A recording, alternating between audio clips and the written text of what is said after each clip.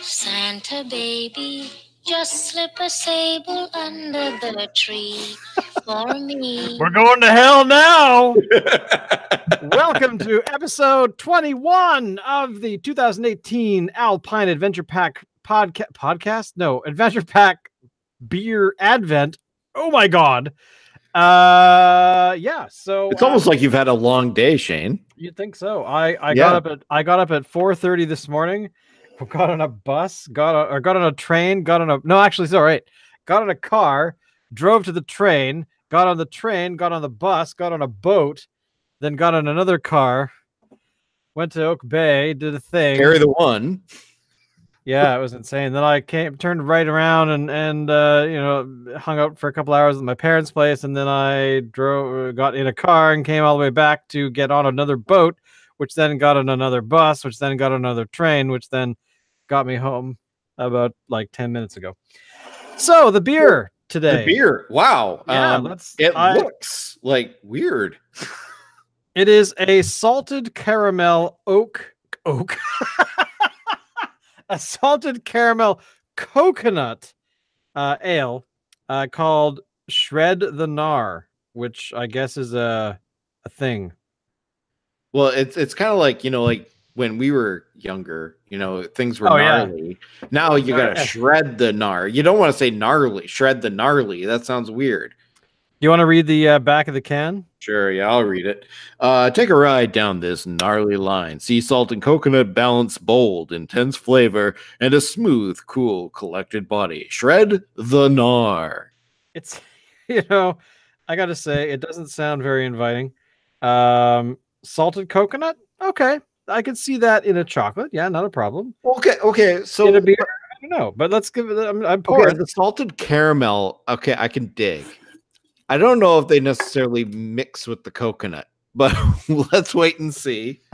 Okay, well, I've got a really decent color going on here. It's sort of an ambery sort of color with a decent head on the top. The lacing is not too bad. And by the way, before we talk about the beer, I want to welcome our newest subscriber, which I guess happened today, the Canadian Craft Beer Collective. No idea who they are, but welcome. Welcome to the collective. I think they do beer reviews. I don't know if we've subscribed to them. We haven't, but now we have. We have now. Let me read a little bit about them here. I'm assuming they filled out the about page dedicated to the beer geeks globally who are looking for some detailed info on some of the well, they're at the wrong show for this. Some of the best beer Canada has to offer. Canada has emerged as a craft beer haven and place with some of the best brewmasters, top rated. Oh my Lord. They are on the forefront of global craft brewing, which I totally agree with. I agree with everything they said. There's something wrong with the commas here, but that's okay because we love you anyway. We are, of course, going to subscribe to everyone they subscribe to, which makes me awesome. Beer review places, beer review. Gotta like it. All right, cool. So thank you for subscribing. Yeah. We're going to learn more about this collective, but right now we're going to talk about this weird ass. Have you smelled it? Have you smelled it yet? I smelled it. I have not tasted it yet.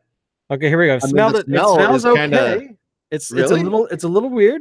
Yeah, it's very weird. I can't even put my finger on it. Okay, let's dive in. Here we go. 1, 2, 3, go.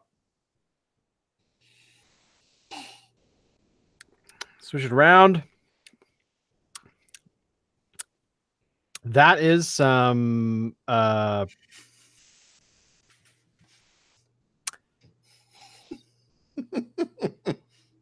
trying to find the coconut.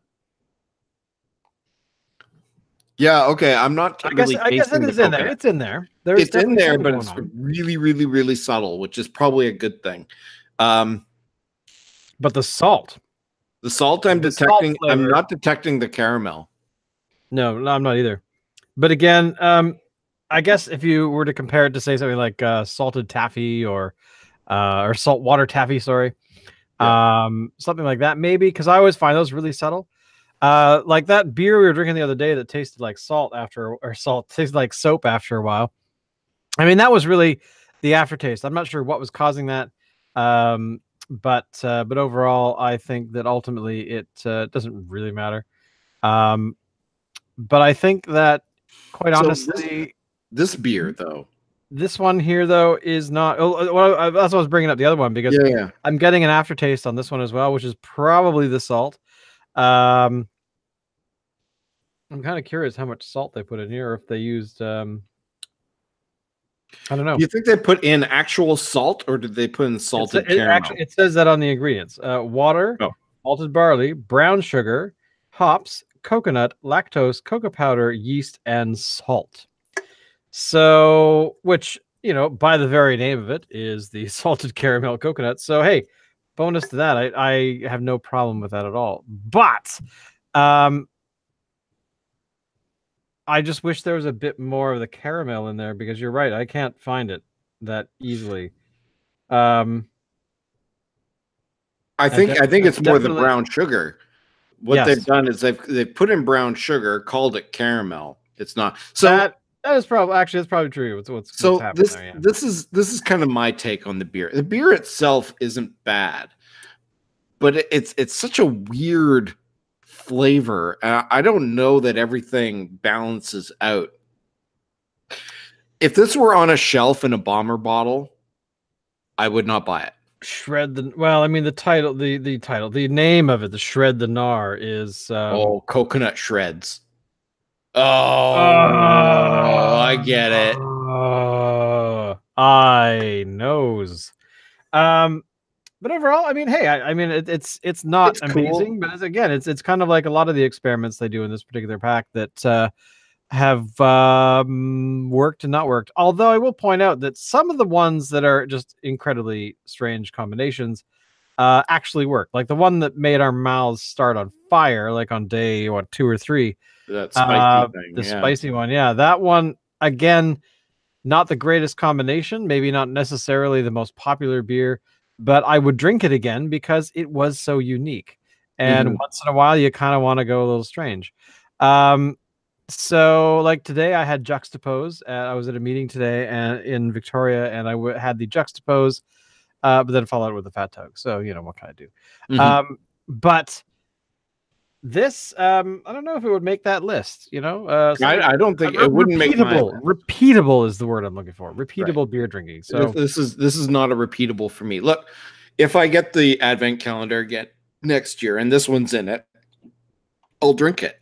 Yeah, and I hope really that next year when we do this again, which of course we will, it will be a little more. They'll have another 12 new ones and not repeat too many of them. But again, maybe they won't. You know what? I mean, that might be a bit of a tall order. Yeah, expecting them to manufacture 12, each brewer to manufacture 12 brand new beers that they've never brewed before each and every year. That's, yeah. Well, they have yet to make a candy cane one that I know of. That's true. I can't think of one, like a peppermint beer. One. Ooh, an eggnog beer. Ooh, that I would actually try, because I'd like to know if it's actually doable. Well, yeah, I mean they use lactose in milk stouts. Yeah. Why could they not use instead eggnog? I don't see why not. I mean, I just this year an eggnog beer aged in rum barrels.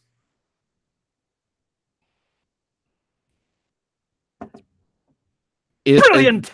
Is rum kept in barrels? I think so. Okay, I've never made rum before. Well, I mean, rum essentially is fermented molasses, and actually, I think that's kind of it. Yeah.